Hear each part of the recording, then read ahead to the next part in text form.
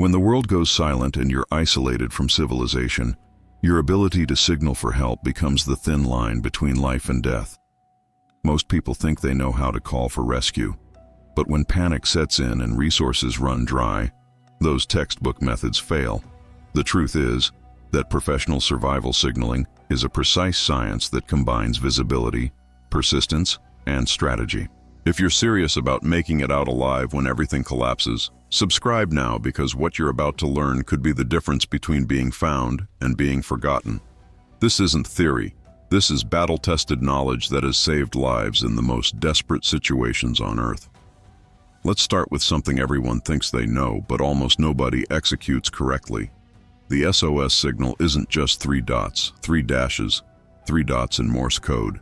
It's a psychological weapon designed to cut through chaos and grab attention in any medium you can access. The reason SOS works isn't because of some universal law. It's because it's distinctive, repeatable, and unmistakable. When you're sending an SOS, whether through light, sound, or physical markers, the pattern must be precise. 3 short bursts, 3 long bursts, 3 short bursts, then a pause. That pause is critical. Without it, your signal becomes noise. In a real survival scenario, you might be using a whistle, a flashlight, a mirror, or even banging rocks together. The medium doesn't matter as long as the rhythm is locked in. Here's what most people miss. You need to repeat this pattern consistently for at least 5 minutes at a time. Rest for 1 minute, then repeat. Rescuers are trained to distinguish intentional signals from natural phenomena, and consistency is the filter. A single SOS burst could be anything. A sustained pattern over 15 minutes tells them a human being is fighting to survive. The mirror signal is where amateurs get themselves killed by doing it wrong. A signal mirror, or any reflective surface you can improvise from glass, metal, or even a CD, can be seen from aircraft up to 10 miles away under the right conditions. But here's the brutal reality. If you don't aim it correctly, you're just flashing random light into empty sky and wasting precious energy. The technique requires you to hold the mirror in one hand, extend your other arm, and create a V shape between your fingers pointed at the target. Whether that's an aircraft, a boat, or a distant search party, you reflect sunlight onto your hand first, then slowly move that flash of light from your hand toward the target through the V. This ensures you're not just hoping the flash hits something, you're actively tracking and aiming. Professional survival instructors teach this using the thumb method. Hold your thumb up at arm's length toward the target, angle the mirror so the reflection hits your thumb, then tilt it slightly to sweep the light past your thumb toward the target. Do this in a sweeping motion, not a constant beam, because movement catches the human eye faster than a static light. And never assume one flash is enough. Keep signaling for as long as the target is visible. Aircraft move fast. You might only have 30 seconds to get their attention before they're gone forever. Ground-to-air signals are your nuclear option when you're stranded with no equipment and no way to generate light or sound. These are physical markers you construct on the ground using rocks, logs, clothing, dirt, or anything that creates contrast against the terrain. The International Ground-to-Air Emergency Code includes specific symbols that pilots and search teams recognize instantly. The letter X means you need medical assistance. 2 parallel lines mean you need food and water. A triangle means it's safe to land. A square means you need a map and compass. But here's the reality check. These symbols need to be enormous. We're talking at least 3 meters per line, preferably 6 meters or more. From 1,000 feet up, anything smaller becomes invisible. The contrast is everything. If you're in snow, use dark materials. If you're in a desert, pile up light-colored rocks or dig trenches. If you're in a forest, clear vegetation to expose soil or use logs laid in geometric patterns. And location matters critically. Place these signals in open areas away from tree cover, on high ground if possible, and in multiple locations if you have the energy. A single symbol hidden under partial canopy will be missed. 3 symbols spaced across a clearing become undeniable evidence of human presence. Fire signals have been saving lives since before recorded history. But most people burn their resources and create nothing but confusion. The 3-fire triangle is the gold standard. 3 fires arranged in a triangle pattern with roughly 50 to 100 feet between each fire. create a universally recognized distress signal. But let's address the problem. Maintaining 3 fires simultaneously requires enormous amounts of fuel, constant attention, and ideal weather conditions. In a real survival emergency, you might not have that luxury. So here's the professional approach. Build 1 primary fire for warmth and survival, then prepare 2 additional fire sites with kindling, tinder, and fuel ready to ignite the moment you hear or see potential rescue. These standby fires should be positioned so they're visible from different angles, accounting for wind direction and terrain. When you hear aircraft, light all 3 immediately. The triangle pattern breaks through the clutter of natural fires or campfires. During daylight, smoke signals become your primary tool. Green vegetation thrown on hot coals creates thick white smoke that contrasts against blue sky. In cold conditions, you want black smoke, which you can generate by burning rubber, oil-soaked materials, or plastics if you have them. The key is volume and duration. A thin wisp of smoke that dies out in 2 minutes tells rescuers nothing. A thick column sustained for 10 minutes or more forces them to investigate. Sound signals are underestimated until you're in dense forest, fog, or any environment where visual signals fail completely. The rule of 3 applies here with devastating simplicity. 3 of anything is a distress call. 3 whistle blasts, 3 gunshots, 3 shouts, 3 bangs on metal. The pattern overrides coincidence. Animals don't do things in 3s. Natural phenomena don't create rhythmic triplets. Humans do. A survival whistle can be heard up to a mile away in open terrain and several hundred yards in forests, which makes it exponentially more effective than your voice. Your voice will fail after 30 minutes of shouting. A whistle won't. But timing and persistence matter. Sound carries differently depending on temperature, humidity, wind, and terrain features. Morning and evening, when air is cooler and denser, sound travels farther. During midday heat, sound waves scatter and dissipate. If you're signaling with sound, do it in bursts every 15 minutes, not continuously. Continuous noise becomes background. Intermittent patterns demand investigation. And if you're using gunshots as signals, which is legitimate in a true emergency, fire them vertically into the air to avoid ricochets and maximize sound propagation. 3 shots spaced 5 seconds apart, wait 1 minute, repeat. Never fire randomly. Ammunition is finite, and every round you waste is 1 less tool for survival or defense. Now let's talk about what kills people who know these signals: panic and inconsistency. You can execute perfect SOS patterns, build flawless ground markers, and maintain 3 fires. But if you abandon your signaling location and start wandering, rescuers will miss you. Search and rescue operations focus on last known positions and expanding grids. When you move, you step outside those grids. The psychological urge to do something and start walking towards civilization has killed more lost people than exposure or dehydration. Once you've committed to signaling, you stay put unless your location is actively life-threatening, like an avalanche zone or a floodplain. You make your position as visible, loud, and unmistakable as possible. Then you conserve energy and wait. Professional survival means understanding that rescue is a probability game. Every signal you send increases the odds. Every hour you remain in one location increases the odds. Every decision to move without a clear destination decreases your chances exponentially. Let's address the technology question because it's going to come up.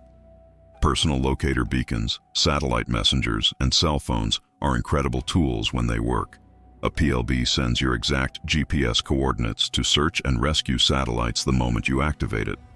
But batteries die, devices break, signals get blocked by terrain. When technology fails, which it will in the worst possible moment, these 5 traditional signals are what bring you home. The professionals who survive impossible situations are the ones who layer their strategies. They carry a PLB and know how to build a 3-fire triangle. They have a satellite messenger and a signal mirror. They understand that redundancy isn't paranoia, it's preparation. In a genuine survival emergency, you use every tool, every method, and every second of daylight to maximize your visibility. You don't choose between a mirror signal and a ground marker. You execute both. You don't rely solely on your whistle. You also prepare smoke signals for when aircraft appear. Survival signaling is about overwhelming the odds with persistence and precision. Here's a reality that search and rescue veterans will confirm. Most people who die while lost aren't killed by the wilderness. They're killed by giving up too early or making one catastrophic decision born from desperation. The human mind under extreme stress defaults to motion because motion feels productive. Sitting still feels like surrender. But in survival signaling, stillness combined with systematic signaling is the winning strategy. You establish a base camp with visibility. You construct your signals. You execute them on a schedule. You ration your energy for the long game. Because rescue doesn't happen in the first 6 hours. It happens in the second day, the third day, sometimes the fifth day. The survivors are the ones who were still signaling on day 4 when everyone else had either wandered off or given up. Let's go deeper into the psychology of rescue from the other side. Search and rescue teams are looking for specific indicators. Geometric patterns that nature doesn't create. Rhythmic signals that animals don't make. Sustained activity that suggests conscious human effort. When you understand what they're scanning for, you shape your signals to match. A random pile of rocks means nothing. Rocks arranged in a perfect X means everything. A single shout means nothing. 3 shouts spaced evenly means investigation required. This is why the rule of 3 is embedded in every survival protocol. It's a cognitive trigger that forces trained rescuers to classify your signal as intentional. And here's something critical. In modern search operations, thermal imaging and drones are changing the game. A fire that you built for warmth shows up as a heat signature. Ground markers that you constructed with contrasting materials show up in aerial photography. But these technologies are expensive and not always deployed immediately. Rural areas, developing nations, or mass disaster scenarios might mean you're relying on human eyes and traditional methods for days before advanced tech arrives. Your signals need to work for both scenarios. One mistake that's killed people who knew better. They assumed rescuers would be searching for them immediately. The reality is that someone needs to report you missing first. If you told people you'd be back Monday and it's now Wednesday, rescue might not start until Thursday. That's 3 days where you're invisible. This is why the first rule of going into any wilderness or isolated area is filing a detailed plan with someone reliable. Where you're going, what route you're taking, when you'll be back, and what to do if you're not back on time. Without that plan, you're not missing, you're just late. And by the time someone realizes you're in trouble, the search area has expanded to an impossible size. Your survival signals compensate for this by creating permanent, durable markers that persist even when you're not actively signaling. Ground markers don't disappear when you sleep. 3 fire sites ready to light can be ignited instantly when you hear engines. A signal mirror positioned near your camp can be grabbed and deployed in seconds. You build your signaling infrastructure, then you wait. Nighttime changes everything. Visual signals that work in daylight become useless after dark, except for fire and artificial light. If you have a flashlight, headlamp, or any battery-powered light source, you signal at night using the same SOS pattern. 3 short flashes, 3 long flashes, 3 short flashes, pause. Point the light upward toward the sky in sweeping motions to maximize visibility from aircraft. Ground-based rescuers will see intermittent flashing light from miles away in total darkness. But manage your batteries like your life depends on them, because it does. Continuous light drains power. Intermittent signaling conserves it.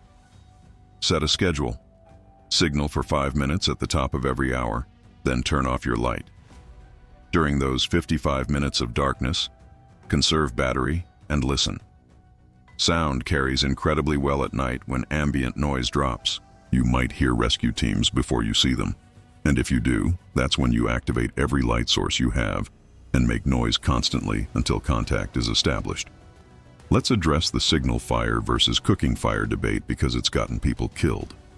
Your cooking and warmth fire should be a controlled, efficient burn in a protected location. Your signal fire should be a dramatic, smoke-producing spectacle in the most visible location you can access safely. They're not the same fire. Trying to use one fire for both purposes means you're compromising visibility for comfort, and that's a fatal mistake. If fuel is limited, which it almost always is, Prioritize your survival fire first, then gather additional fuel specifically for signaling. Dead standing wood burns hot and creates heat. Green boughs and leaves create smoke. Rubber and petroleum products create black smoke. You stockpile different materials for different signals. When you hear or see potential rescue, you're not scrambling to find fuel. You're executing a prepared plan. Here's something most survival guides won't tell you because it's uncomfortable. There will come a moment when you question whether anyone is looking for you. The first day is adrenaline. The second day is determination. The third day is doubt. By day 4 or 5, if you haven't heard aircraft or seen search parties, the psychological weight becomes crushing. This is where people break. They stop signaling because they convince themselves it's pointless. They start rationing their efforts. They give up on the discipline of consistent signals. And that's exactly when rescue arrives, only to find someone who stopped trying 6 hours earlier. The professionals who survive extended emergencies are the ones who mechanize their signaling routine. It's not based on hope, it's based on process. Every morning, check and refresh ground markers. Every 2 hours during daylight, execute mirror signals toward likely search corridors. Every evening, prepare fire sites for night signaling. Hope is a terrible survival strategy. Discipline and routine are what keep you alive until probability catches up and rescue arrives.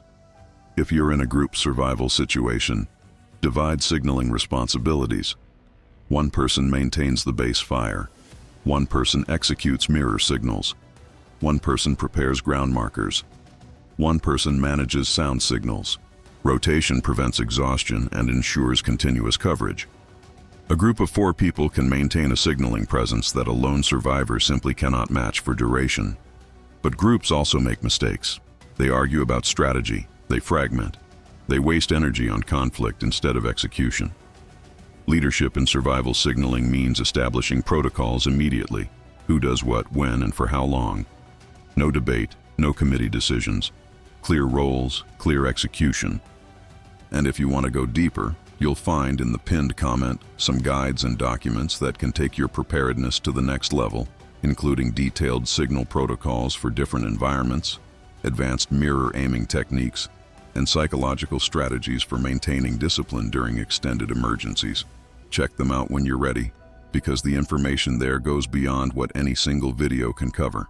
The bottom line is this: survival signaling isn't about luck. It's about creating multiple, overlapping, persistent indicators that force rescuers to find you. It's about understanding the science of visibility, contrast, pattern recognition, and human psychology. It's about refusing to quit when your brain is screaming at you to do something, anything, other than stay in one place and keep signaling. The people who make it home are the ones who were still executing perfect SOS patterns on day 7 when the helicopter finally appeared. They're the ones who built ground markers so large and obvious that satellite imagery picked them up. They're the ones who conserved their mirror and used it with precision instead of randomly flashing it into empty sky. They're the ones who understood that every signal is a message saying, "I am here, I am alive, I am not giving up." And that message, delivered with discipline and persistence, is what brings rescue through the darkness. If this knowledge matters to you, if you understand that preparation is the only insurance that actually pays out when disaster strikes, then don't just listen and forget. Like this video, share it with someone who needs to hear it before they find themselves lost and unprepared. Comment below with your own signaling experiences or questions, and subscribe because there's always more to learn. And the next video might be the one that saves your life when everything else has failed. This isn't entertainment. This is survival intelligence. And you either take it seriously now or you regret it later when there's no second chance.